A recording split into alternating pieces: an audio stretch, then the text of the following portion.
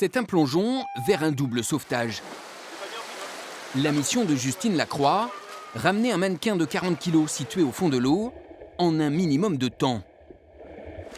Puis, s'équiper de palmes et d'une bouée tube pour une deuxième intervention dans la foulée. 200 mètres de nage le plus rapidement possible. La Poitevine de 14 ans participe à la Coupe de France de sauvetage sportif.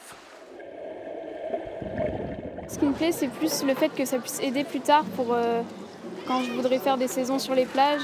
Comme ça, j'aurai plus d'expérience. Puis je trouve qu'il y a une bonne ambiance au sein du groupe. Et du coup, on est portés. La compétition, c'est vraiment l'endroit où on se retrouve tous. Et c'est hyper convivial. Donc moi, c'est ça que j'adore. À ses côtés, 260 compétiteurs engagés dans les différentes courses, individuelles et en relais. Les épreuves reproduisent les difficultés que peuvent rencontrer les sauveteurs en mer, mais avec un objectif chronométrique.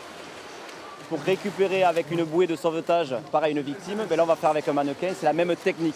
Bon, si le mannequin boit un peu d'eau, c'est pas grave, mais on va chercher à aller le plus vite possible parce que nos sauveteurs l'été, qu'est-ce qu'ils vont vouloir faire? Chercher une victime le plus rapidement possible. La Fédération française de sauvetage sportif compte 50 000 licenciés. Comme Justine, beaucoup envisagent une orientation vers les métiers du secourisme.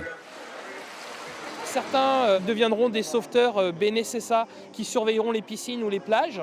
D'autres deviendront peut-être maîtres nageurs sauveteurs. Il y en a pas mal qui vont vers les filières de l'enseignement de la natation et des secours.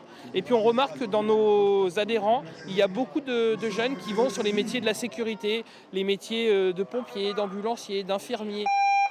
Sur le plan sportif, la France est la meilleure nation européenne de la discipline, la 3e au classement mondial.